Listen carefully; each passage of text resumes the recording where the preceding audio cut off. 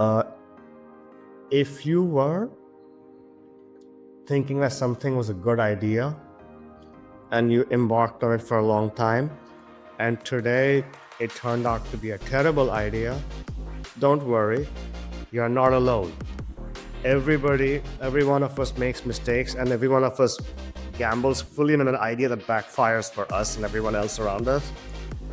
What matters is not it's not actually we made a mistake, but you fixed the way you make sense of the world and fixed the mistake you made. So one of the most important things in life for all of us is sense making. That's the one word. How do you make sense of the world? When a mistake has happened, that mistake came because you have a mental model of the world where the laws of nature and people work a certain way. Now that you've seen real world evidence, use that to update the mental model of how you think life really works. Actually, two things. What's the person's vibe and who will they vibe with? And now that I made this shift to becoming a completely vibes driven investor and customer outreach guy, there are people who are not aware that I have a very technical education and I had a good score in it and I had a very technical early career. They think I'm a poorly educated wives guy, some freelancer sitting in India who barely passed out of college.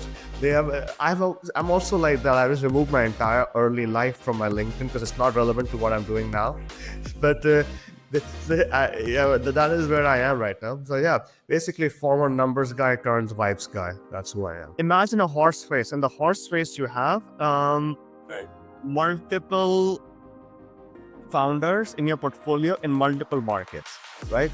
And you're seeing which one runs the fastest. The horse race has a jockey, which is the human characteristics of the founder.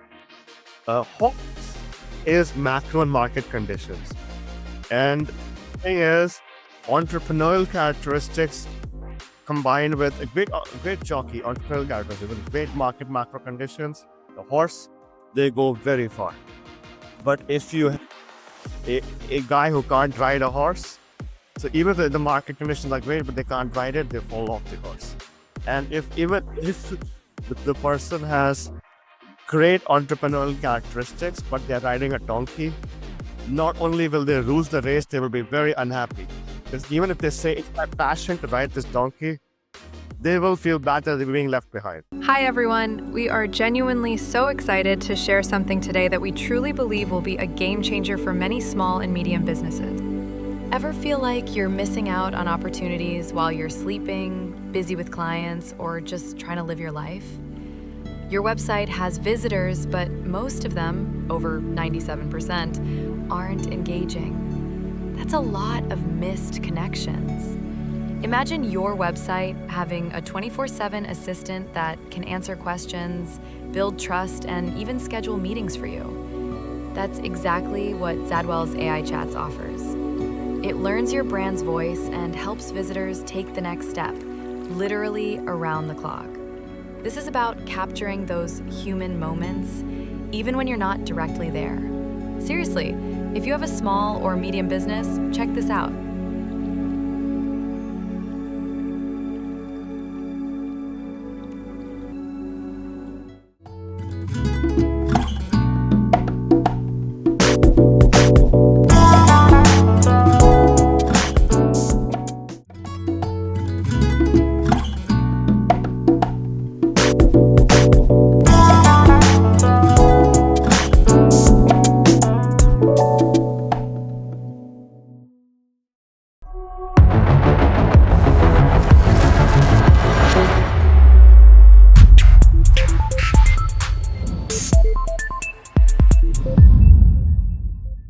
Hey everyone, welcome to Pathfinders.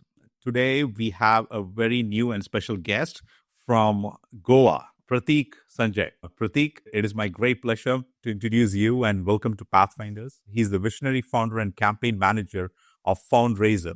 We'll get into all of that today. With a deep-rooted passion for empowering entrepreneurs, Prateek specializes in helping startups navigate the high-stakes world of fundraising.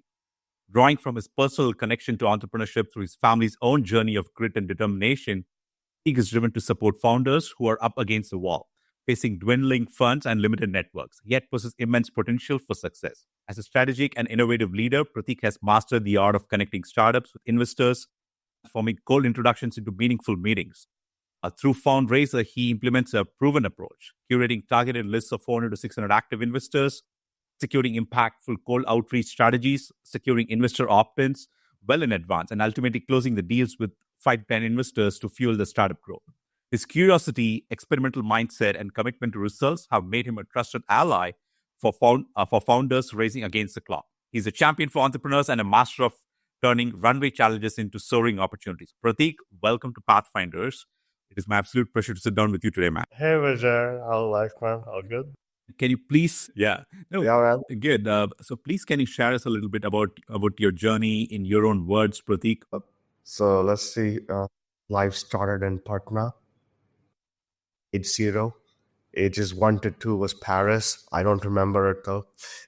Ages 3 to 21 was in first Delhi and then in Gurgaon. And from there, I went to New York for an internship. Then in Madrid for a master's program in finance. While in Madrid, I then got a job in mergers and acquisition, a telecom company in Barcelona. And so, yeah, my first full-time job was in Spanish. That's very interesting about me. What year was it? 2015, 20? What year was it? Yeah, 10 years ago. So I'd say before 2013, I didn't speak a word of Spanish. I only picked it up in New York. And then by that time, began studying in Spain. And so when I had a I didn't got a job offer there. So even though my training in financial models and accounting was in English, but yeah, and then in my first job, I'm suddenly having to relearn what the same things are called in Spanish. Yeah, in Barcelona. That was interesting. And apart from that, after that, it's still in Barcelona, but like working for a brokerage agency that was basically helping with government funding and angel or VC funding for small business startups there. Came back to India in 2017 afterwards, and I then flew over to Norway for a job interview. Didn't get it, but met some interesting people in Norway. And then I started working remotely for them. So came back in 2018 and joined, them on their team. Now, this was my first experience as a former corporate guy and a former agency guy. And when you work inside a startup, it's almost always out of money. And my job as a CFO was to look at a spreadsheet, look at where we're spending, look at what we're already being on our roadmap in the next 6 months, and find out every way to increase our survival time, while myself was almost taking no salary in one of the most expensive countries in the world. And that was brutal. And then 2019, I joined a grant writing agency. Again, living in one of the most expensive countries in the world. I'm working on Success Fee only to acquire grants for small businesses. So that was really tough. And I remember there was once an entire month I lived only on $300. And my entire daily meal was tuna, kidney beans, and rice. Not fun. I don't recommend it. But yes, that grant writing experience. Eventually, though, I just became a dev agency salesperson after 2 years of that, and then I really discovered I come from the former world of working on long funding documents, grant documents, or investor memos and financial models and all this data room stuff. But the thing I really enjoyed was selling. I really enjoyed the joys that came from approaching a new stranger in your life and connecting with them and sharing experiences. That part of selling was absolutely magical to me. But the thing is that, and I thought, this is my new world, but like a joke was in the dev agency that, we will never let fundraising world leave you. That was because all these people who bought the dev agency services, they still needed to get money. And they said, hey, we have a salesperson who's good at cold outreach. Why don't you just take his help in prospecting investors since you don't know how to prospect people, the dev agency owner told his clients. And then that became what I did for 4 years. And then I went through like a very interesting change while I was doing this.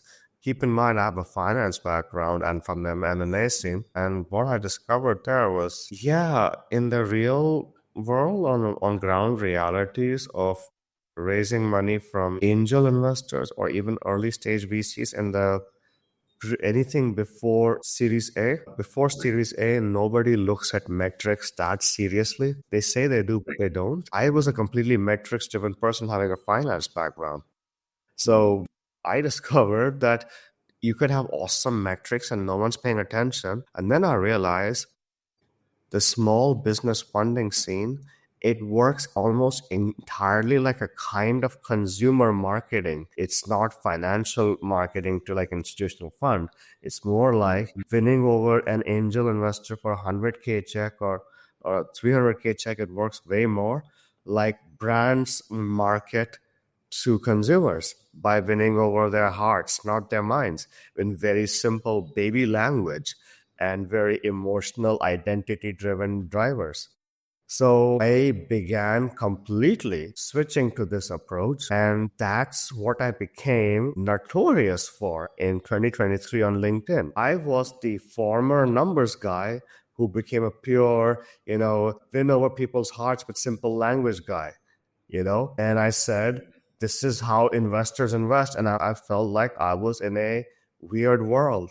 Hello, why are we marketing to early stage investors like we are investment bankers in a big investment bank when those people don't speak the investment banker language?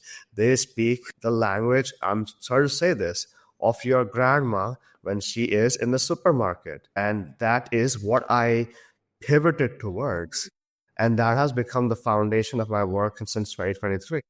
I had to leave Norway because they said, hey, man, all your clients are international. And so why are you here? When I became an autonomous business owner, which I have been for the biggest streak of my life now. And they, in this part of my life, I'm the former numbers guy who's now helping win over investors emotionally and not logically. This is funny because a lot of my competitors, who are my friends, by the way, they're like, you can't just erase all the numbers and just talk about an emotional driver. And they're like, but it gets people money. And then the other thing is funny has been happening is, and I deal with very high IQ entrepreneurs, and high IQ entrepreneurs love to show how they are brilliant and different. So either they will go into the jargon or the technical differentiation or the superior business performance, but most people don't even read that. Only people's brains just completely shut off to all that info. All they care is who is this person and why are they doing this business? And that's the biggest determinant of whether they will even talk to you. They will find out that you resonate to them or not. I do have a mathematical background and I like to work backwards from multiple scenarios and see why that's happening. And I realized something. If people don't like who you are and why you're doing it, they will not even pay attention to what you're doing or how you're doing and the amazing results and the performance you're doing. People are very judgmental in a very superficial way. All they look at, it's harsh to say this, all they look at is like, why I like this person and what are they up to? And beyond that, you get an entire permission to tell them anything more. And now, but after they like those things, they're decided that the money is already in your hands. This is how people function. And when I realized that, okay, yeah, business performance does matter. It is important because something has to make money and not run out of money. It is a thing. But otherwise, if somebody has, like, they decided that they won't like you, business showing great business promise would have never won them over anyway. But somebody decided they do like you, and then performance is might be what gets you to the finish line, which is why my cold outreach just depends on one thing, or actually two things: what's the person's vibe, and who will they vibe with. And now that I made this shift to becoming a completely like vibes driven investor and customer outreach guy, there are people who are not aware and have a very technical education, and I had a good score in it, and I had a very technical early career. They think I'm a poorly educated vibes guy, some freelancer sitting in India who barely passed out of college. I'm also like that. I just removed my entire early life from my LinkedIn because it's not relevant to what I'm doing now. But yeah, that is where I am right now. So yeah, basically former numbers guy turns vibes guy. That's who I am. No, very, very, very interesting uh, story you have, Pratik. Very, very, very interesting. Don't mind, like, how old are you right now? I mean, I cannot tell how. Like, I wouldn't like. Maybe we will say you're 40, right? 34. 40. Okay, 34. 34. Okay, God, 34. Very, very interesting story you have. I saw your LinkedIn, and like, because all you have is the Foundraiser right now, and there is nothing previously, nothing like that. And then maybe you did it on purpose. I understood, maybe just to drive clarity and then like not to confuse people, things like that. I like what you're doing with the Foundraiser. Before we get into all of that, when did that switch happen? So you were the financial guy, you did a lot of financial work. You mentioned Barcelona. So did you always have I know your family's having an entrepreneur background and whatnot. So did you always have that bug in you? You wanted to pursue entrepreneurship? Or when did that switch happen actually between your 9 to 5 and then, oh, you said, no, I'm going to create my own firm? After the dev agency, so 4 years ago, 2021, after the dev agency, when I started doing this as a solopreneur, somewhere in the middle, I had an entire team, and I then had to let them go, and I started with work myself. Uh, the entrepreneurial shift happened 4 years ago. Numbers and logic guide to feelings and emotion guide shift happened 2 years ago. So this is very recent in my life.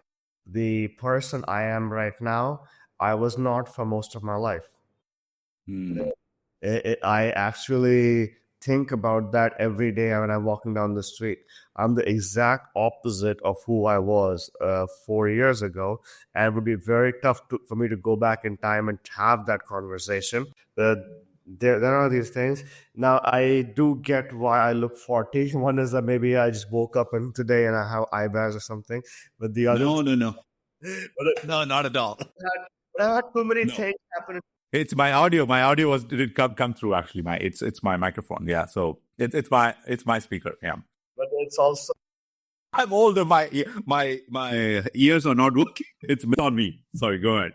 But yeah, but like I also get it, man. Way too much stuff happened in my life in way too short amount of times. People are like, "Wait a minute, shouldn't you be 45 years old?" No, man, I've lived 45 years of life in 34. It's not nice, It's in so there were entire periods of my life when 10 different shocks happened, and I didn't even have time to process all of them.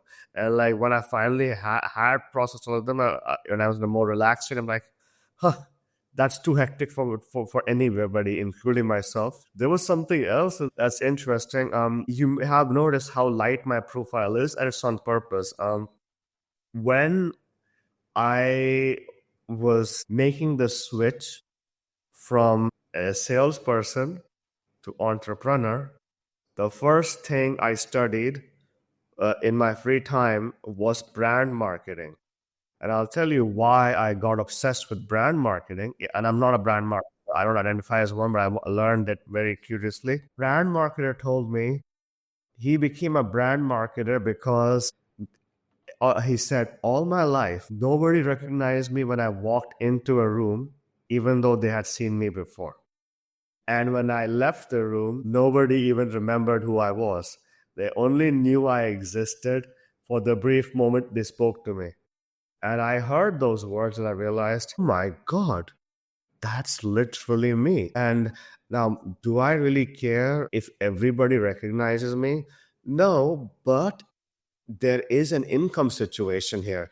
It was very hard to sell things without people knowing who you are and remembering who you are, and at least remembering you again after they see you again. Like, who are you? Like we spoke before. And it was also a problem in whether you're looking for jobs, whether you're trying to like sell to clients or find gigs, or even like, interact with somebody who's already your own client. And this forgettability is a problem in making money, right? Because you're not the first person people think of when they want to get some work done or buy something, and that money could be yours.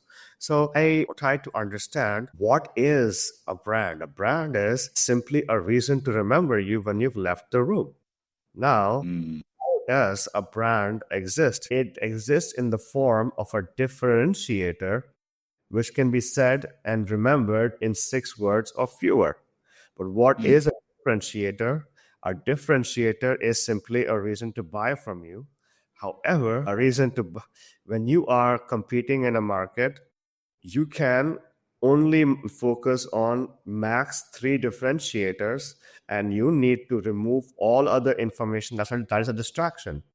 And I realized me talking about my master in finance background, my MA background, this was not becoming a differentiator that helps me sell. My differentiator is my curious nature, my experimental nature, which I put on my profile. My differentiator is the fact that I take people's calls at 2 a.m. at night if need be, including like people we might know. And I also have, I'm a guy who just, he's not finding an answer to something, he wrestles with it to the end. These are my differentiators, and I wanted to focus on that. I actually realized talking about my technical background may not be other differentiator that helps me win. Why? Most technical people, they are very process oriented and they give up very quickly because they are risk averse. They thought, I went to IIT. I went the Boston University. I have a master's in computer science. So I am so smart. I deserve good jobs. And when I get the good job, I deserve a good process and good tools to do my thing so I can walk away with a high salary. When people think of technically well educated people, they think of themselves as gods, obviously, but the rest of us think of them as all these IIT types and people who want results in life without effort, without risk, and without rejection. And that's why I removed all my CV from my LinkedIn profile.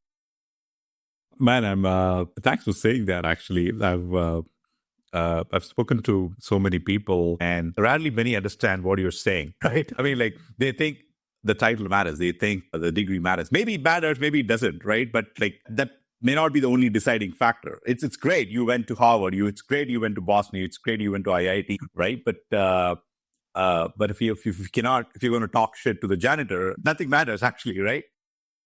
Yeah, exactly. Like, for example, one friend of mine who went to IIT Kharagpur, very prestigious Indian university, right? Of course.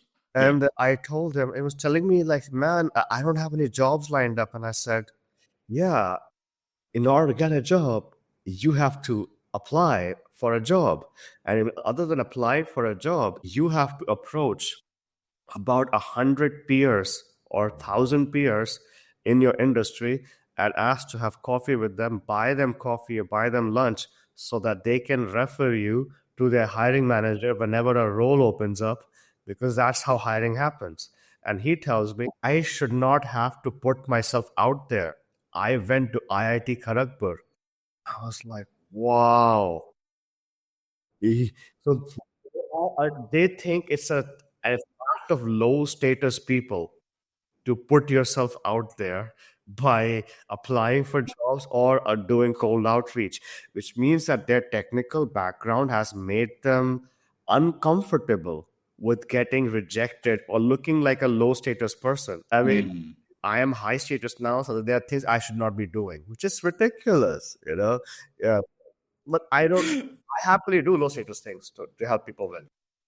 No, I mean, like I used to work in US before. Nothing to brag about or anything. I'm just saying, like, I've some of my colleagues, they were from, like, what is the quote unquote Ivy League, they call it, like some of the Carnegie Mellons or the Harvard and things like that. My experience of them was like, of course, they give the similar vibe, the friend you're talking about. And I've seen absolute idiots coming out of Harvards and the Ivy Leagues, and also like the brilliant people who have not even gone to school, right? I've seen both extremes. I'm not saying like all Ivy Leagues are like not good people. No, I'm not saying that. I'm saying like that doesn't add anything to that person. Maybe it was an experience, it was an exposure, you went through it. Good. You were studious, you got the opportunity, you went through it. It's great. But people who didn't get the opportunity, who didn't go through it, they are not of low, like, whatever status or whatever. They're not of anything low caliber either. They just didn't get the exposure or the opportunity. That's how I see it, right? And very rarely people understand what you're talking about, especially. And you're currently, I mean, you've traveled the world and now you're in India. I'm glad you're saying that. Because, like, I speak to people in Gurgaon, Kolkata, and things like, oh, I'm going to IIM Kharagpur, IIM Kolkata, whatever, right? IIM or IIT, whatever, crisscross. So this has been a recurring conversation. And I think today what I found is you can pretty much learn anything online. Most of what you want to do is pretty much available online with chat GPTs and everything. So it's just a piece of paper, man. Funny thing is, like, when you talk to small business owners, they will tell you one thing on top of their mind. I am running out of money in the next 6 months or 12 months. I need to find a way to get my 6 to 12 months runway to become a 12 to 18 months runway. I'm running out of money and I need to make sure I don't run out of money so quickly and get some breathing room. Can you help? And the best way you can help them is being obsessed with finding them more money. In my case, via cold outreach. The problem is people with a brilliant academic background, they're like, yeah, I went to IIT Kharagpur, I went to IIT Madras. Cool. What does that have to do with me just stopping from running out of money? Dude, I'm going to be out on the streets tomorrow. Why are you telling me if I end up in IIT Madras? That's why a lot of these is prestigious Ivy League or IIT people, they don't last very long when they're trying to sell to small business owners, right? Now, so what then they think is, man, I need to sell to enterprises. I'll be a one-man solopreneur, a fractional person. I'll sell to the big company. They will buy my services. Now, something funny about that is in big companies, you have many detractors who will find a reason to say no to hiring your external help as a service provider or a product seller. So, whereas in a small company, there is only one decision maker, and that's the entrepreneur. There are no detractors. And all that person wants to know is, can you do the job? This is apparently Yeah. common to 99% of us. It's simply not understood by anybody who went to an expensive university. My goodness. So, oh, you spoke about a lot of interesting things in terms of like using simple language and things like that. I mean, speak to me about the pivot. Like you said, like you did a lot of agency, you were helping with the agencies and things like that. And when did you think, okay, fine, I have to create a company around fundraising and I have to start helping entrepreneurs? When was that? Like when did that idea erupt? 2021, basically, the dev agency salesperson transitioning to solopreneur, that happened gradually across the entire year. So I can't pinpoint an entire specific time period. I know that I mean, like why? I mean, like when did it happen? Like and why? What was the motivation towards that's what I'm coming after. that's a problem. It was not a motivation of mine. It is not. It was completely market force driven.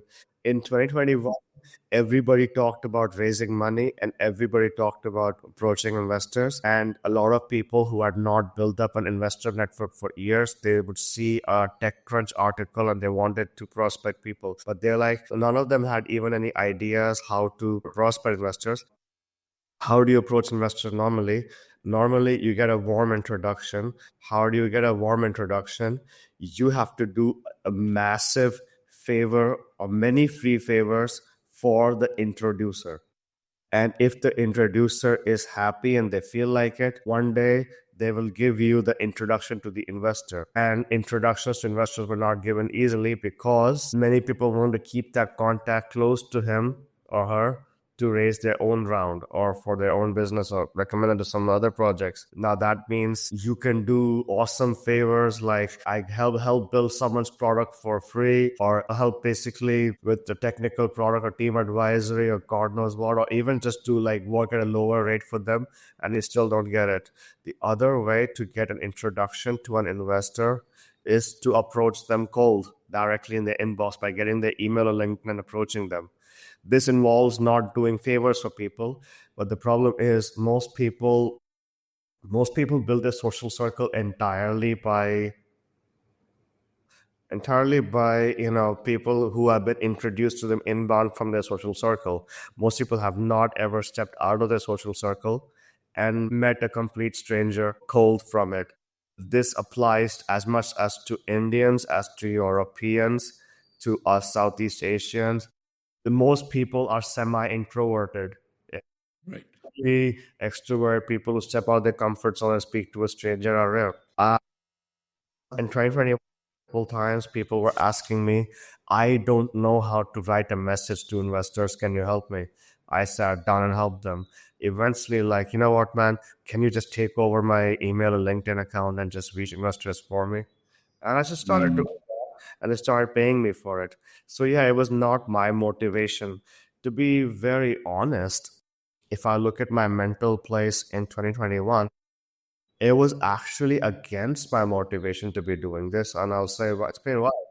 I was a little bit tired of founders and entrepreneurs in 2021, mainly because founders and entrepreneurs were becoming a very. I began to notice that most entrepreneurs and founders are very uncoachable and unadaptive to reality. And that was what I noticed in some of the people, the business sides that I had worked with as the client planning agency, some of the businesses I saw in dev agency, simply stubborn, uncoachable, and unadaptive people. And I thought I want a break from this, but I'll work with entrepreneurs just a bit longer.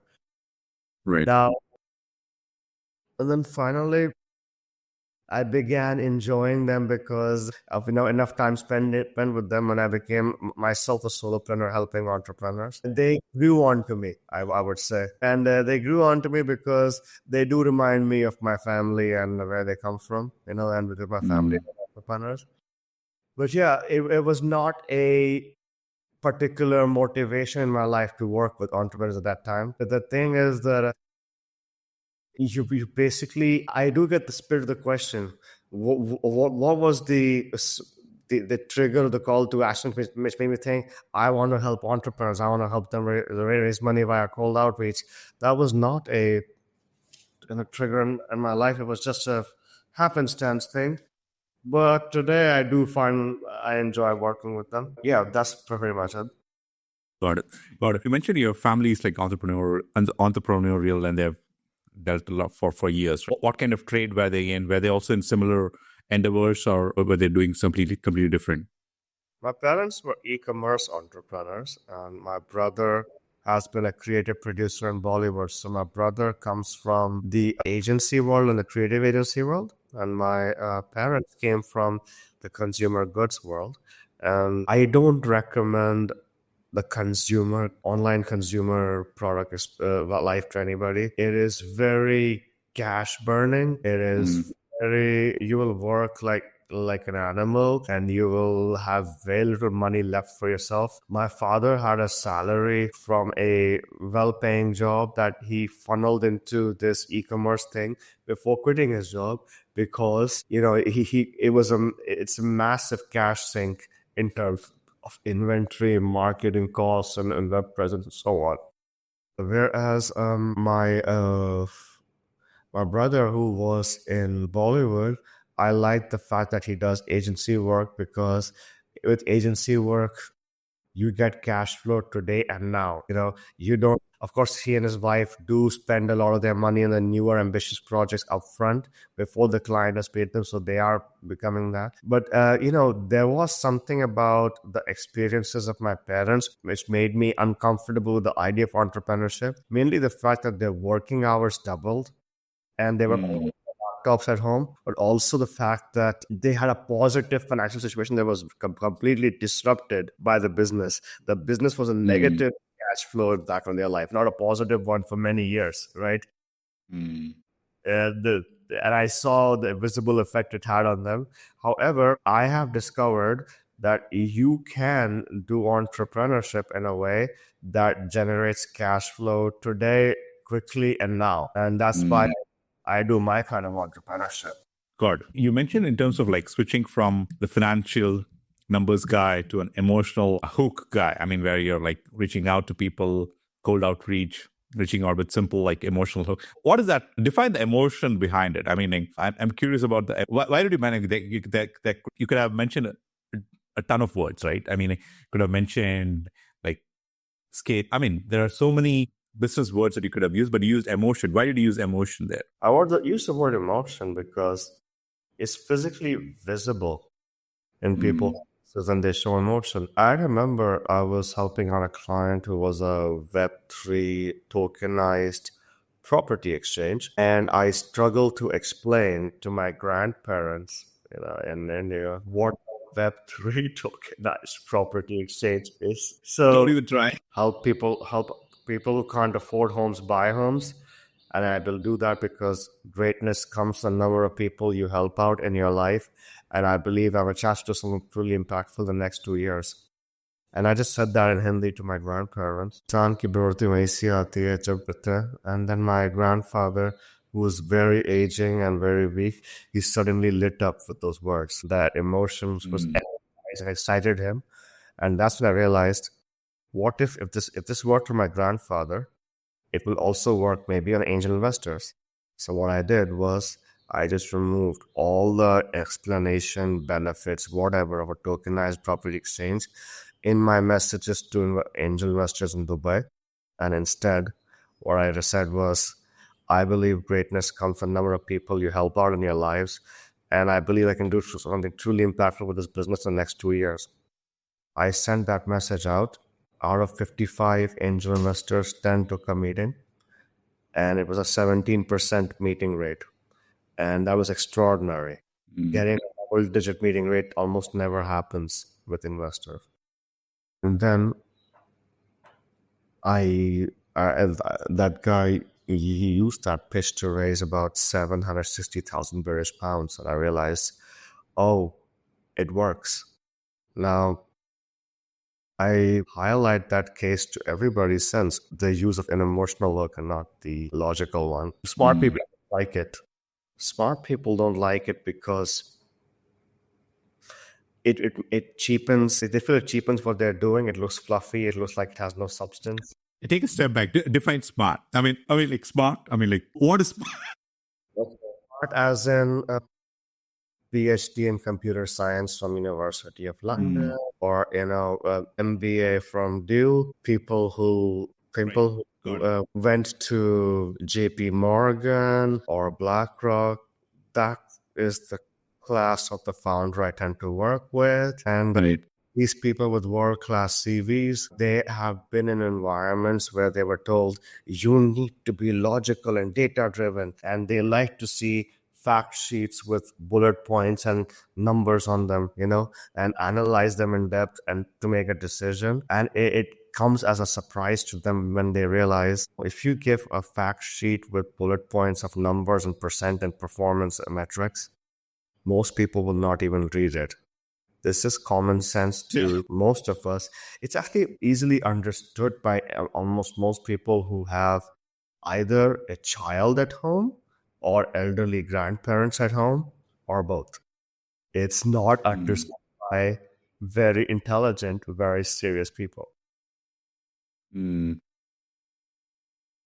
Very, very interesting. When we met first time, then like I connected with you. I enjoyed our conversation. Then while I was preparing for your for our conversation today, and like I was just like trying to understand what is Foundraiser and things you were doing. That's when I got, oh wow, this is what Pratik is doing, and he's trying to help entrepreneurs and things like, man, like you're in a very unique journey, Pratik. I have to give it to you. Like it's a very I haven't met anyone. Yeah, I've met people who are like investors and things like that, but I haven't met anyone like what you're doing. Right, you're doing something very very niche and unique. I have to say, yeah. That's amazing. So what happened? So how did so you started approaching different investors and things like that, and did you start seeing success initially with your simple way of approaching, and how was the process like? You started in the last 2 years, right? So that emotional hook kind of worked. So you kind of carried on with it with that for the future investments with many of the founders. Is that what you did? I think, yeah, switching to from emotional hook. I remember like 2 weeks ago, a client of mine, I did an outreach to him. Our investor made a $100,000 commitment to him within 5 minutes of talking to him on the phone. That blew my, and he's a banker, right? So he was doing a pitch based on business performance, being very results driven, and recently he had sent out 300 messages and gotten no response. Then I just took some of his words and just changed it to like, I interviewed him and I said, I had a very well paying senior executive role. I took all my money and I put into this and I built it from scratch. Many poor people lack custom guidance and banks feel stuck. We fixed that. That's all we said. And somehow, even though the other guy on the phone was also a bank and technology expert, he didn't need to know the specifics. He just saw the mission statement there and he committed 100 on the phone. And then but these kinds of incidents, right, made me realize most people, even other intelligent people, are making big investment decisions on purely identity and mission and not looking at anything else. And that began changing my approach. I guess why it was a shift 2 years ago because I remember now. Yeah, there's some parts of 2 years ago which my brain is blocked out because I'm in a very happy part of my life now. But 2023 was not fun, not fun at all. I was 2 years. It was not fun because the Silicon Valley Bank collapse had happened, and so Yeah, had SVB. SVB and SBF same year. Yeah, I remember that. Yeah, I remember that. I was watching the full news. Like I'm fully aware. Yeah, so saw all the surplus of money for startups go to a massive deficit of money for startups. And it was absolutely horrifying. We went from the first 4 months were absolutely painful that year, man. We were just watching as all our outreach campaigns are failing. And I'm like, I was racking my brains, man. Like, how do you stand out in this market? How do you stand out in this market when everybody has a brilliant, exceptional business and there's just not enough money for everybody? And then it was even harder because I got a client from Qatar and the guy had zero traction, a couple hundred non paying users on his platform, right? No revenue. Were very, his current product was not sufficiently differentiated from anyone else in the market. You couldn't talk about the commercial or technical story there. And it was after all our campaigns were failing. It was brutal, stressful time. I was bleeding cash left and right personally and in the business. And, because I was putting in resources to make campaigns work by getting like other external helpers and so on, and like I was also like not able to get new clients coming in because they were looking at performance of recent clients, right? And also people were just like more reluctant to do this, so pay and to raise money in that environment. So I remember when I just made that switch for that guy from Qatar who had no traction. Next thing you know, I just said, we can't mention his lousy business performance because that will be used against him. And one thing I would notice in all my campaigns, any information that can be used against you, remove it. Don't mention it. And then I realized to say, that he worked in oil and gas companies. He noticed that this He knows some oil and gas companies that this is what was needed in the hiring market. So he's building it because that will make everybody happier. That's all I said. A week later, he got a $500,000 commitment. So that was the start of the whole emotion driven approach. And I and yeah, so 2 years ago, I saw the first signs of standing out of the market with an emotions first approach and not logic first approach. And to that back then, it was not obvious to me. Now it's too damn obvious. Man, the more logic you put into people's brains, the more they have to think. The more they have, more work you're putting on them, and the more work you're putting on them, the less they want to do it. It's as simple as that.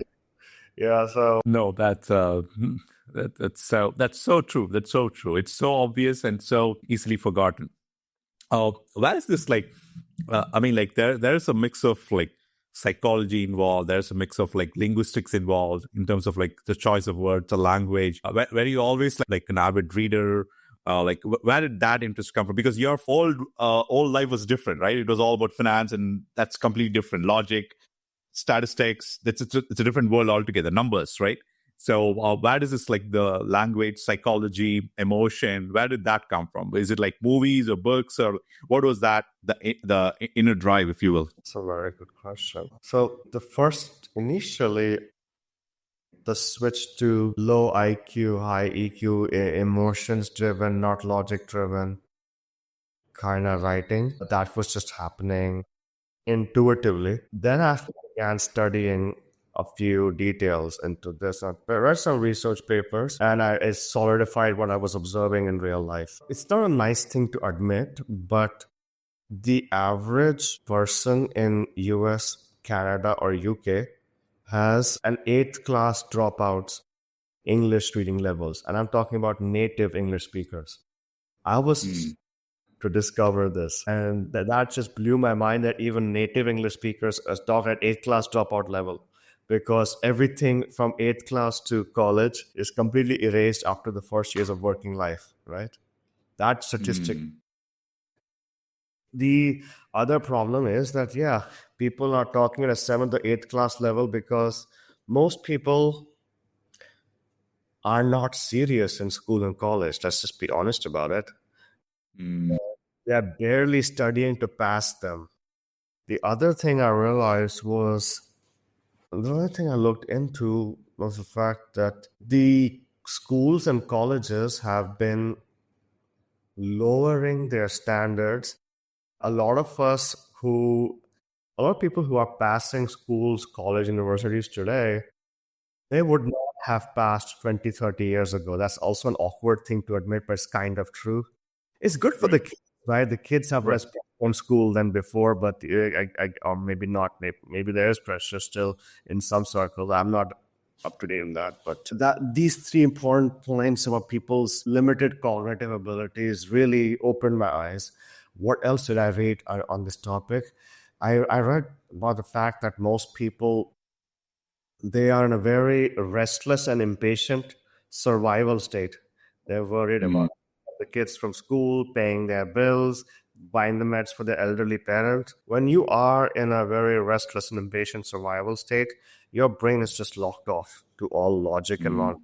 So that on that point, I looked at things like Thinking Fast and Thinking Slow by Daniel Kahneman, and that opened my eyes that people are completely on a casual, don't think too deeply, like a superficial level of thought most of the time. And I realized you have to appeal to their emotional triggers.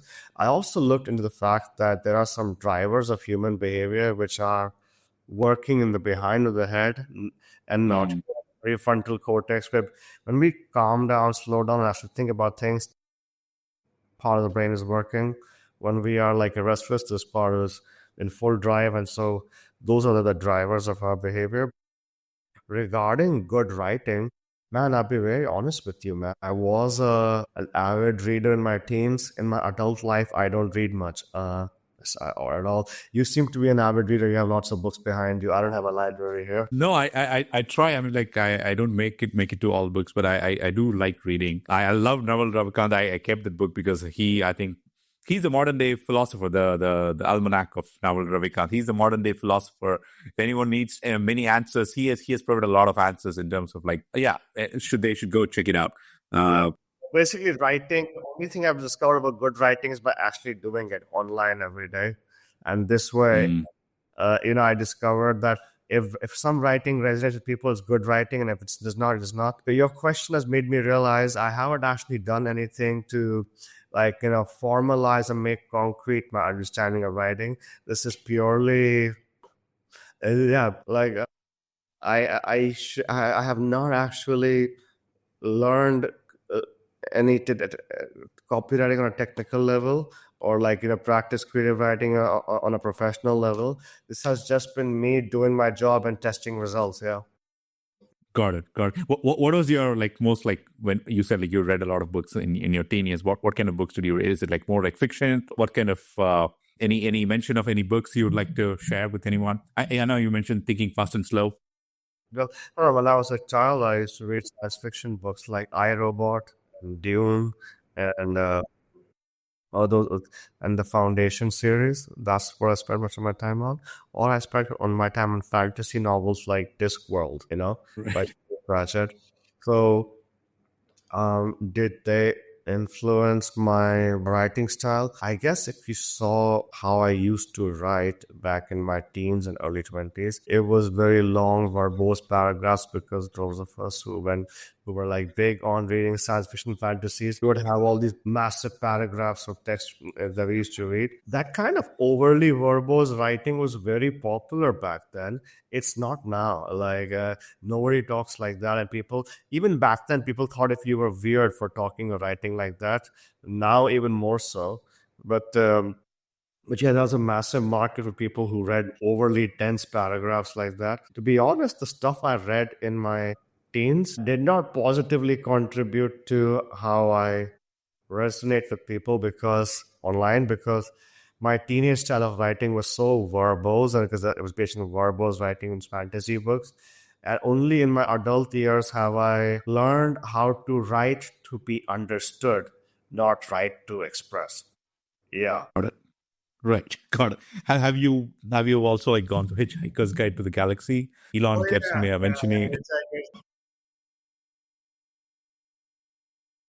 Got it. Got it. No, he keeps mentioning it. It's in my list. I haven't read it, but he keeps mentioning it. Anyone mentions like iRobot or something, I just wanted to just quickly came to my mind, so I thought I would ask. One of the question in what you're currently doing. I mean, and how people are responding. It's like you reach out, right, and some respond, some don't respond, right? People are busy with their lives. For you or and the founder, more probably it's a priority, and for the person receiving the message, it may be, may not be, right? The emotional hook may work sometimes, may not work sometimes, right? So there's like always like a chance that it may or may not work. So, and especially with sales and business development, I'm learning it. I'm not a sales and business development guy at all, by all means, but I'm technical guy. I did a lot of like behind the desk thing, coding, programming, that kind of thing. So I'm learning it myself, and it's different. It's a different world. It's more for people world. I'm trying to understand people better.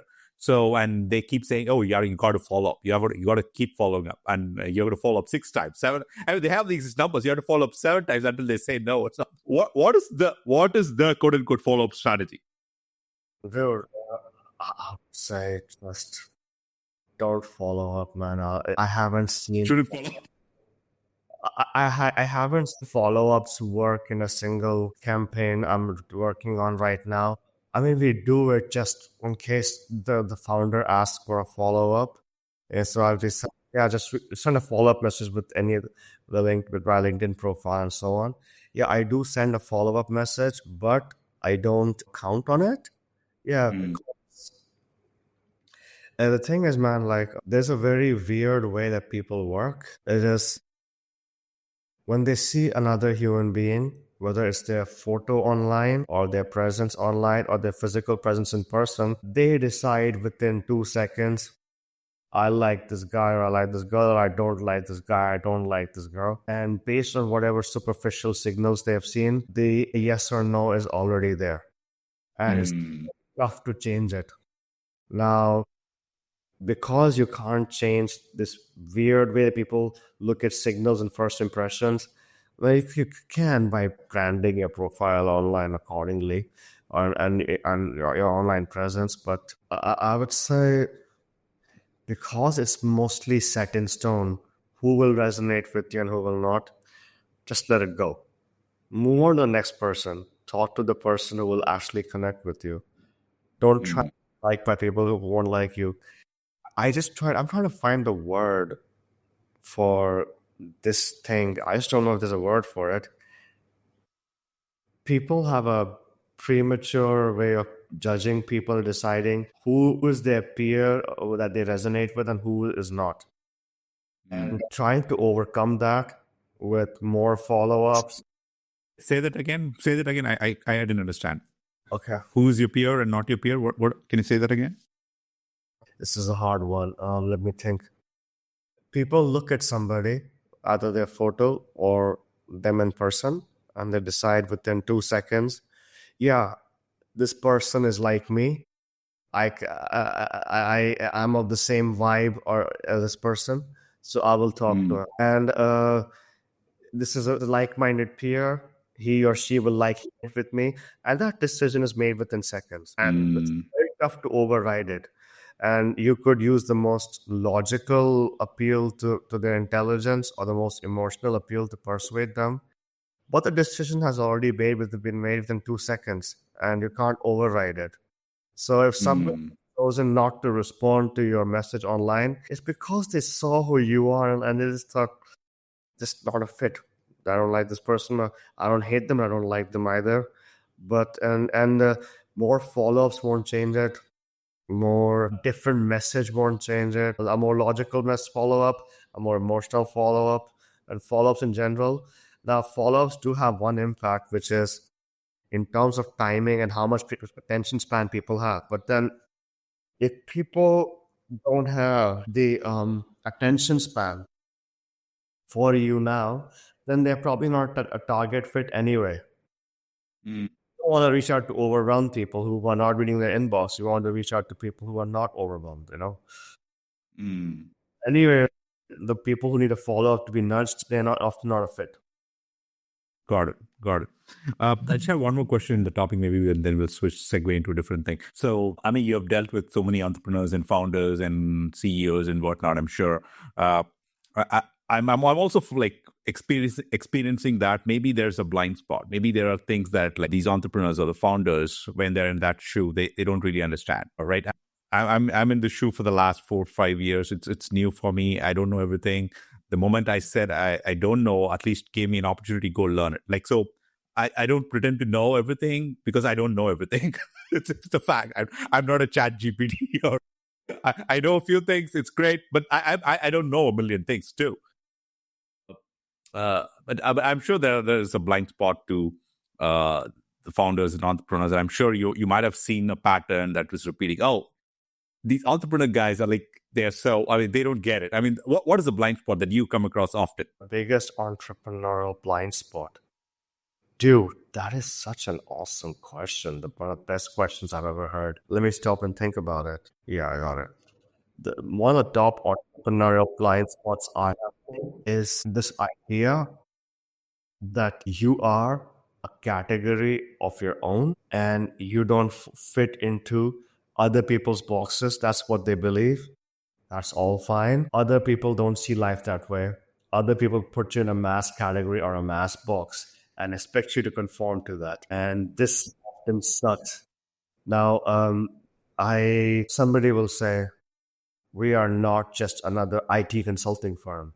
We are a digital transformation, futuristic product vision agency. Or they will say, we are not just another digital marketing agency.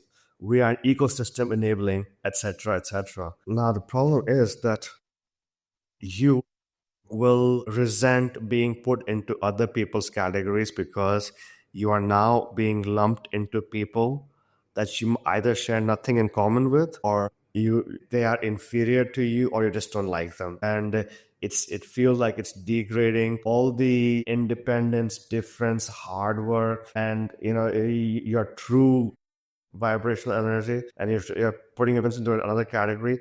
Also, many many Indian dev agencies hate the idea of thinking of themselves as another Indian dev agency because they don't want they don't want to confront the fact that there are thousands like them in India and that millions. And the very idea puts them into despair. So, and it's basically, you know, so some Indian dev agency will say, "We are a digital transformation venture studio." And then you say, you mean another Indian dev agency? Like, no, we are not of that. And basically, the biggest blind spot is people say, I am brilliant, I'm different. How do I get you to notice that? Hmm. We should not care so much, man. As far as people are concerned, I'm just a lead gen guy living in Goa. As far as many people are concerned, I'm some fundraising consultant living in Goa. But those are very broad categories that I don't like to be lumped into myself. Most lead gen people are very have a very weird energy. They like to make big inflated promises, and they often don't have a real education or intelligence in problem solving, and they just blindly follow things without thinking the logic behind them. And also fundraising consultants, I don't like their energy too, to be honest. Like most fundraising consultants don't even like entrepreneurs, but they want to make Hmm. money from entrepreneurs. Why? Because they know that they're in the business of finding people money, and people will always have a demand for money. And hence, milking desperate entrepreneurs who need money for money is one of the best ways to make money, but they don't like the people who are desperate entrepreneurs, right? So I know the moment people think lead gen guy or fundraising consultant, I am placed into those boxes, and there's nothing I can do to shake that impression. Sometimes I can, and they're already working with me, but not before that. But I'm now accepted. You will be categorized, and you have to accept the negative and positive connotations of being put into the category. That category might be completely inaccurate in describing who you are, but there's a certain area that people absorb ideas, so you can't fight it. So just accept it. And I'm not saying you should own other people's stereotypes of you. I'm saying let them have their mental image and work within that mental image they have of you. This is the Hmm. biggest entrepreneurial blind spot. I have struggled to articulate it in words for years, but the moment I saw it, I could not unsee it. And by the way, Vijayan, who faces the categorization problem more than people like you and me? What do we have in common? We are Indian, and being branded another Indian means like, Yeah. so you work in IT, right? They used to Yeah. ask, like, I said, no, I have never Okay. line of code in my life. You're a coder, right? I'm a developer. That's my background, original background. That's what I've been doing for a long time. Yeah. The stereotype. Okay. Uh, and then basically they will say, why aren't you doing an arranged marriage with somebody in your same caste or gotra? I'm like, some of us don't believe in it. Hello, you can't assume that we're all engaging in jativadi, and that's very offensive. It's also hard to explain to some foreigners, but yeah, man, I've spent the majority of my life hating how people don't look at nuances about people and categorize them. Now I've accepted a current approach in my life, which is to other people, I will try to look in terms of nuances. I can't guarantee it. I'm not perfect, but I'll try to look at nuance of individual nuance. But I've accepted that most people don't have a sense of individual nuance or differentiator. Right. And Right. yes, we have to accept that. Under the AC onwards. Yeah. Yeah. Yeah. Yeah, what do you think about my answer? No, I enjoyed it. First of all, number one, I enjoyed it because it was authentic, Yeah. right? It was a real answer. And having lived experiences when you're, I don't know, I haven't felt this in India as much, but when you're outside India, my experience is like there are some people who instantly connect, whether you're like white, black, Indian, doesn't matter. They just instantly smile, connect. Hey, hello, I'm from here, I'm from Delhi, I'm from whatever. I instantly connect. And there are also the other kind, like they don't even smile at you. They avoid looking at you. They are like, oh, you are the stranger beware kind of situation, right? And I never understood that, especially with uh, especially with Indians, right? Especially like what is going on? Like, why don't you smile? I mean, I've felt that in a corporate environment, and they would wish good morning to a different person and to a fellow Indian. I mean, should I have a bad morning? Come on, like I deserve a good morning too. I know exactly what you mean because the moment one Indian person sees another Indian person abroad, they're like, hello, the jobs here are running out. I worked my ass off to fly up the ladder and get the last piece of the cake that's running out. And now, because I was hoping I will have because India, I don't make as much money. I make more money in the West, but the West is running out of jobs. The last job I could corner for myself, yay, I won. And now more of you are coming. The whole idea is that there's enough cake or pie for us if I come, but you didn't come. And there's a secret in her desire in us Indian people to knock the ladder underneath us. See, publicly, we may talk about national solidarity or supporting our fellow people. Privately, it's like, get that money bag and every man for himself. I said that the Indian hostility is primarily economic and financial. The other thing I have noticed is what you said. When you're in an office environment, from day one, some people have seen you and decided, I don't like you. And the entire rest of the year is based on them sabotaging you or ignoring you or making you feel invisible. And basically, if you're put in a joint project with that person and things are not moving, that somehow made it look like your problem because you have not integrated. That is insane. Man, now I realize, yeah, sometimes people are just not a fit. They just put them in the same room and they can't even speak to each other. I've seen that with friends. I have one friend, I have another friend, I introduce them, they get silent. I like, shit. I got, like, this is something so yeah, basically the premature categorization of people, it sucks, man. It's terrible. It really sucks. They have no idea because like my family lives in India, right? And we won't hang around with more people. Actually, I meet more people. Actually, I have more friends online. I have friends in my city and other things, but I have more friends online in the internet and other things because like when you're reaching out, constantly reaching out, you meet new people. That's how we met, right? It's a strange thing. Come on, like why this insecurity? I'm not going to take away your job. First of all, we don't work in the same company, so stop it, right? They bring that same kind of vibe. If I see someone in a mall or something like that, come on, we are here to shop. But yeah, also man, in Canada, housing prices are not exactly low. People see another Indian family come in like, man, another competitor for the house I was wanting, and mortgage is going to be so hard to place. But this premature categorization problem is why I actually feel a sense of meaning and purpose in my work. Tell you why. Since I've understood and accepted that prematurely decide based on premature grouping, categorizing, signaling, I like him, I like her, I don't like him, I don't like her, and you can't change that. I accept that, look, at least there are 8 billion people on planet Earth. Why don't we just cut our losses with people who will never like us and just find more people who will like us? I think that there's a popularity of depending on strategic network referrals or and warm intros for getting business. Yeah, there's sales or fundraising. One problem, you could be the person in your social circle or your network that what's nice way to say it, everybody looks down upon. So even if you have been the selfless giver to your social circle, and your social circle has not given back to you with jobs, opportunities, gigs, sales, funding, whatever. Uh, it, it- at some point, it would say, if it hasn't happened for 3 or 5 years, it's not happening now. And instead of like, yes, it's awkward and shameful to leave your social circle and find business outside it. But you may find people who connect with you instantly, unlike your Mm. circle, which might be full of people who have never really connected with you. Not everybody that you've known for many years is your friend. Not everybody you've known for many years is your colleague. But there are other people out there. Find other people.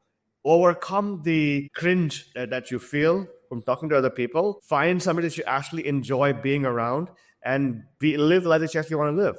That's why cold outreach is life changer for people. You end up coming across people who can actually make your life better. Yeah. No, I 100% agree with what you're saying. Very, very true. I've had friends. I still have friends, but there are some people I'm not in touch with. Not for any good reason. I mean, like, I'm still ready to talk, but some don't. Like, I think when I'm getting older, I'm 40 years old right now. As I'm getting older, something I'm realizing is the closer this inner circle that you have, the happier you are and the calmer you are. I don't need 100 people to keep me happy, you know? I'm good with 5 people or even 10 people. Like I'm good with my smaller circle. There's also always a bigger circle, like the different levels of, I mean, some people by business, acquaintance, and whatnot. But in a more circle, I'm happy to have a smaller circle. But during my teen years and like the early 20s and things, oh no, friends and like things, the partying, it was a different world altogether, right? I've come long way from that, and I'm good, dude. If we want to speak, I'm not talking about you. I mean, like anyone, you want to speak, like let's speak. I'm happy to chat, talk to you. Where you don't want like you see me as a threat, great. Like have a good day. That's it, right? What can you do about it? Like you said, like we have to move on. There are 8 billion people on the planet, and who are willing to speak with you will speak with you at any cost, right? Two important points. Yeah, you only need 5 or 10 people max to be a support group, and there's 8 billion people. Yeah, and that's why I'm against the idea of depending on your own network. Man, you don't need like your entire network to like you. You only need two of them, maybe if need be. And if your network does not like you, go out of your network. You're not trying to win over 8 billion people. You're trying to hope that out of like all the other people on the planet Earth, 1 or 2 of them connect with you. That's it, and then you're fine. Yeah. But people are fearful of it. They're like, if I talk to a stranger, they'll be like, they have their own family, their own wife and kids, or husband and kids, and their own job and their own friends. Well, they don't need me in their life. That's true. And like, everybody else will be a closed loop, but like somebody else might be open to bringing you into their fold. I don't trust you find that, you find them. Yeah. There was a house party or something I was going. He's a white guy and everything, and there was a bunch of like other people. I'm not mentioning race for the sake of mentioning it. I'm mentioning it with the reason I was there. And there was a small kid with a blue-eyed kid, and he was there. And me and my friend, we were talking, and he said like, and he asked me like, are you both brothers? I mean, by no means you or anyone would say we are brothers. We are not. Like he's a proper Canadian born guy, and I'm not, like clearly. And the kid was asking because kid was 2-3 years old, right? And the answer my friend gave was I still stuck with me. He said like, yeah, we are brothers. Born out of different mothers. That's what he said. I mean, like, it was a very interesting answer he gave, but kind of like stuck with me. He's a brother from a different mother. That's what he said. Oh my God, man. Oh yeah, dude. And man, like it's so funny because children are like, my children ask politically incorrect questions. Yeah, politically incorrect question. Yeah, exactly. Yeah. I grew up in India and everything. I went to KV and everything, and there is a pledge that you take, like all Indians are my brothers and sisters and everything. I mean, right? I'm sure you're familiar, heard about it at least. No, that was not in my school. There's a pledge, like Indian pledge. Google it; it will say like all Indians are my brothers and sisters, and so on. I forget after that what happens. It's something in those lines. I haven't Googled it in a long time. Let me Google it as well. Yeah, India is my country. Yeah, that's the thing. Yeah, you'll see it. Wow, I never had that in my school. Yeah, funny. So that's that. No, I haven't had any. I have good friends from India and everywhere, like so. No problem. One thing I think I want to highlight in this whole thing is because race and everything. I don't give much importance to any of that because I think it doesn't matter. Because what matters is who you are as a person, and that is what it is. Like they say, the content of your character matters than who you are, what race you are, and all of that. Connecting with so many people, my experience, Pratik, is like whether you're like Asian, African, American, Canadian, European, Australian, Chinese, whatever, right? Most people, my experience is like they pretty much want the same thing. They want a safe family unit, a financial cash flow, and probably by end of the day, it's a warm meal in their plate, right? And some place to call home, right? That's all they need. They're not looking for, maybe they look different or speak different or dress different, but they all kind of have a lot of common ground than the opposite. That's my experience, at least. I don't know if you have a different thought on Yeah, that. this is the thing. Like people, I think sometimes over-index on cultural differentiators, but basic human survival and social instincts are still the same worldwide. And to the degree that those things exist, human beings can be predictable. Otherwise, they can be very unpredictable. Got it. Got it. I have to ask you one question. You please free to not answer it, because I was like, while I was preparing for the interview, I saw something interesting in your Medium profile. It came up while I was Googling it and things like it came up. Check my Medium profile. It's not your article. It's your about section. I don't know why I'm hearing myself. Oh my God, I forgot. I forgot about this. Jesus. Man, that was my that was my Twitter handle. Atheist, apolitical, non-ethnic, cosmopolitan. Yeah, I was obsessed with the idea of me not being of any category of human. I am not Hindu. I am not left wing, right wing, BJP, Congress. I am not like Indian or anything. I am just a transnational human being. That was an idea. I did that for two reasons. For 4 years ago on Twitter, when I was there, that was my Twitter handle. I had Twitter bio, but basically, one hand, it was I really dislike categorization, as many entrepreneurs do, right? And which is now something I've learned to accept in life, but also it used to anger Twitter people when they read that, and it was perfect rage bait, mainly because around 2018 to 2021 period, Twitter was on the rise of both left wing and right wing extremists on there, and I didn't want to associate with either the culture wars.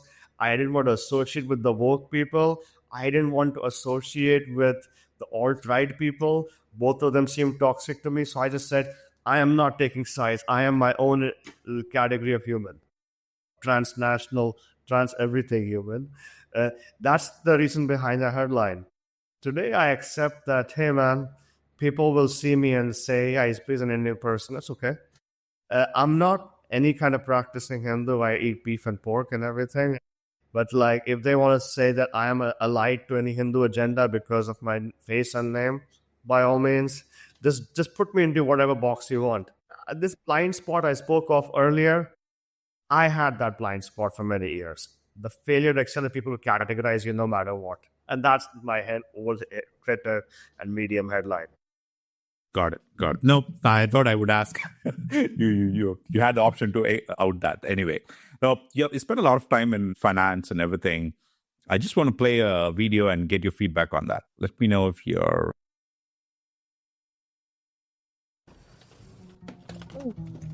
What is this? Do you see it? Archaic system. Mother's maiden name?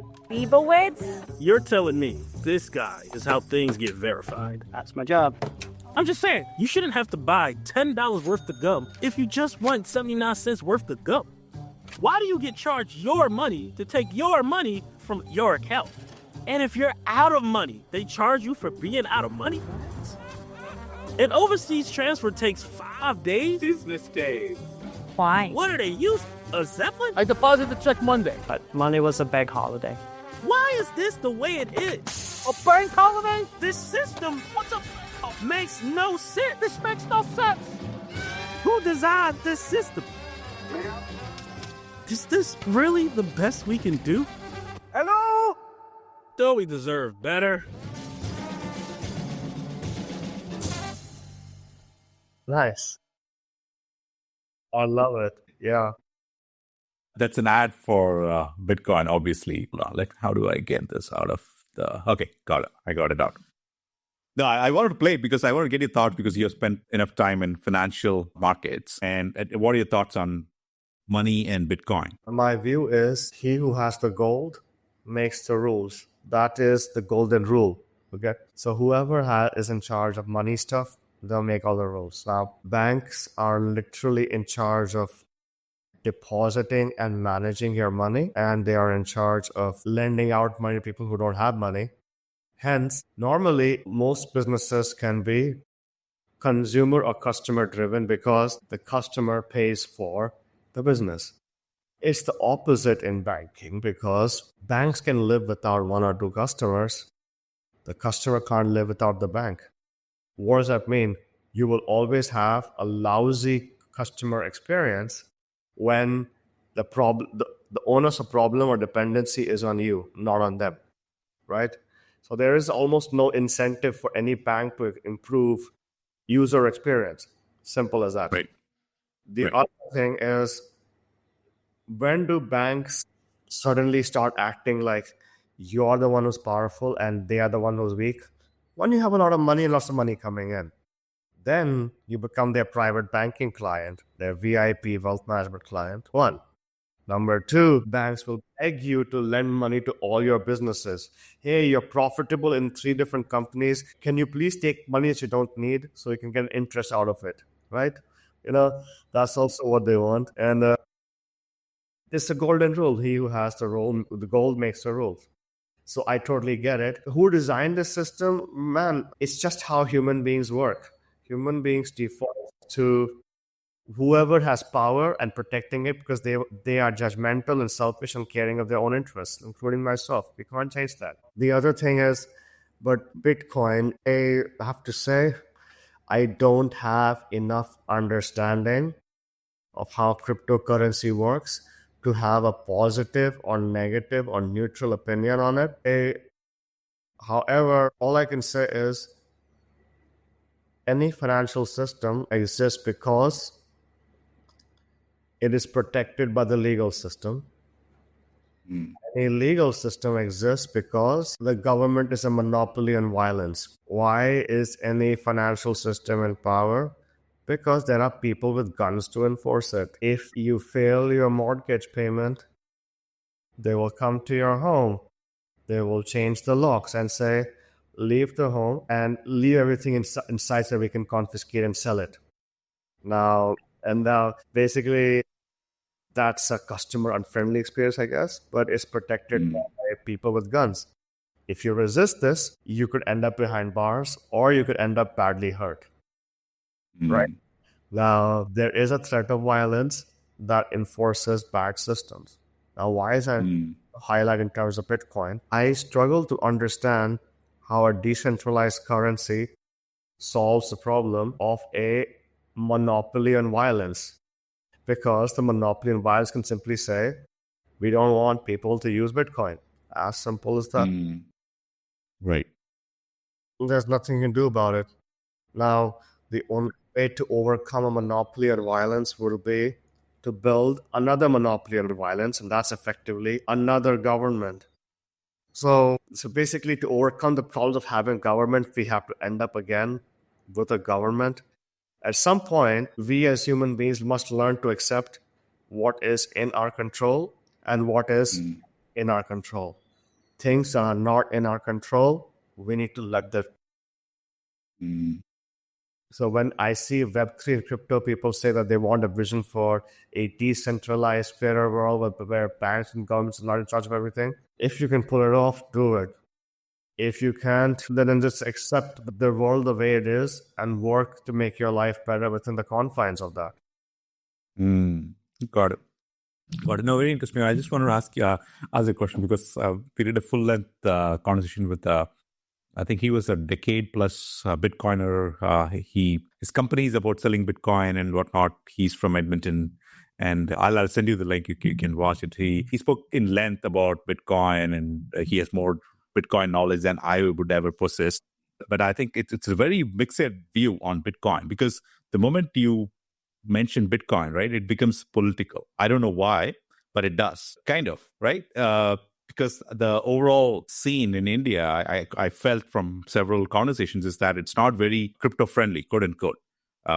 And there's a monopoly of violence. There's a monopoly of money printing and all of that. And I think pretty much that's the only I think that's the only control they have over people, right? Because I know how the rupee has inflated in the last 10, 20 years. There's absolutely, uh, I mean, someone was asking this question: had I dropped $1,000 or €1,000 for that matter 10 years ago, had I kept it as euros, what would have happened? And had I kept it as Bitcoin, what would have happened? I mean, appreciation is understood. This would have appreciated. That is not. But it's not an either or thing. It's a very difficult thing. I find it difficult to even explain it sometimes. But I think individuals are suffering because of a currency that they are holding, which they have no control over. Right? For example, let's say you had a 1 lakh rupee or something. And let's say this is year 2000. And you said, hey, I have a ton of savings. I have 1 lakh rupee in my bank account. And today you go talk to them. You have 1 lakh rupee. You can probably cover 10 days or 20 days, maybe a month or two. You cannot, because that inflationary situation is not caused by the individual. You know what I mean? Like that's so I don't know. I have mixed views on this too. Yeah. Well, for example, like you're in Canada, but the mortgage rates have doubled. Some people went from paying $3,000 a month to $6,000 a month on their mortgages in Canadian dollars. Yeah. That would put me in a tremendous sense of despair, by the way, if I went through that. But while the mortgage rates have doubled, what's also happening to them? Their salary may have either remained flat over 5-10 years or has slightly gone up. The Canadian while the Canadian cost of living has multiplied. So, which means that a guy at the end of every month has to make a call. Do I maintain my family's existing lifestyle, or do I make that mortgage payment? And that's a tough one. Maybe the man or the woman in the household is to say, maybe I'll downgrade my family's lifestyle and say, sorry, kids, you have to live worse off than mommy and daddy did. And just accept what happens afterwards so you can meet the mortgage payment. Or you can reduce your quality of life and just, or you can just maintain a quality of life and just try to default on the outstanding payments to the bank. And then the bank will make an example on you by foreclosing you, and your children will also see a messy situation. I get it, right? You don't win one way or another. So basically, what is the only way out in this messy scenario? You work even harder. You find a side hustle. You try to make more money. You try to make sure you make more money from your job and from side hustles, or maybe from entrepreneurship. Then what happens?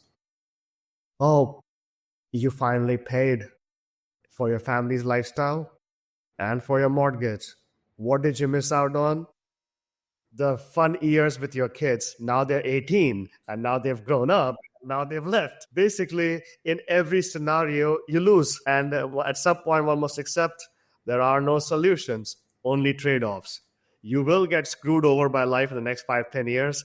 Just choose how you get screwed over. So that's guaranteed. Getting screwed is guaranteed. You get hit with a sword or a hammer or a mace. Choose the weapon that you get bludgeoned with, and then accept what happens after. Yeah. No, we've pretty much come close to the close, and I just want to ask a few questions to get to know you a little bit better. And if there was like one word secret or like one life lesson that you want to share with anyone, I mean, whether it's like reaching out to investors or a life lesson that you have learned and you want to inspire others, what would that be? If you were thinking that something was a good idea and you embarked on it for a long time, and today it turned out to be a terrible idea, don't worry. You're not alone. Every one of us makes mistakes, and every one of us gambles fully on an idea that backfires for us and everyone else around us. What matters is not it's not that you made a mistake, but you fixed the way you make sense of the world and fixed the mistake you made. So one of the most important things in life for all of us is sense making. That's the one word. How do you make sense of the world? When a mistake has happened, That mistake came because you have a mental model of the world where the laws of nature and people work a certain way. Now that you've seen real world evidence, use that to update the mental model of how you think life really works. So when you make a next decision, you simulate it in your head and you make a smarter decision. Basically, always fix the way you see the world. Have better sense making if mistakes happen. Don't regret mistakes. But what is problematic is not only to repeat the same mistake over and over, but even worse, to have the same broken way of seeing the world.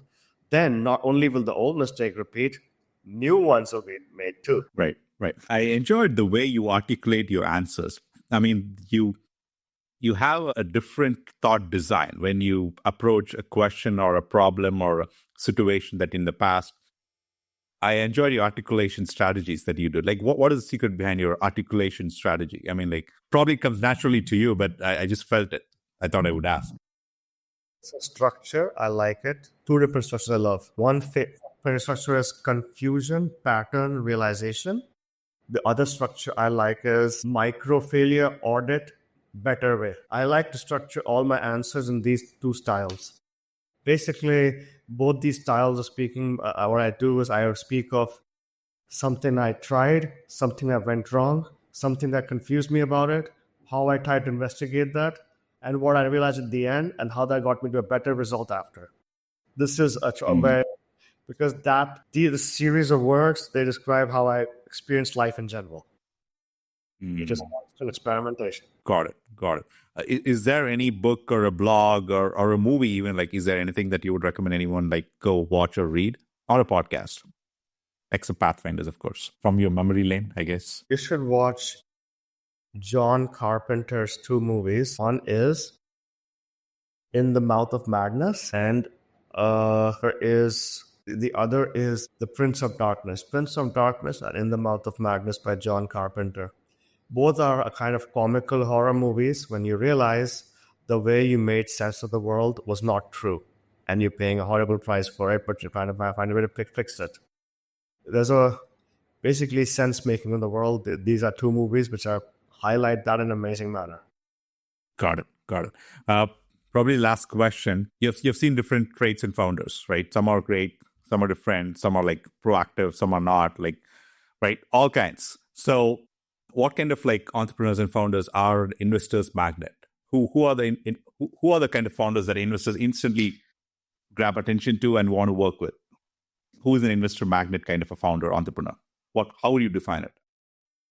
You know, investors are obsessed with the idea that successful businesses have certain successful characteristics, and they're always trying to reverse engineer the next Amazon or the next Facebook, right?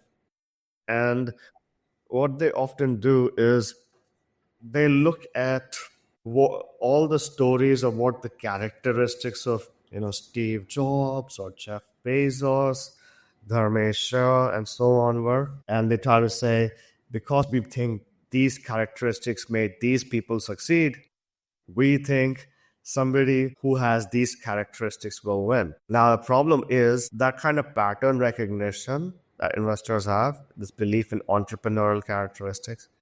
Firstly, problem with that kind of mindset that many investors have is mostly the success of a business is not the choice of the team or the founder. It's the market.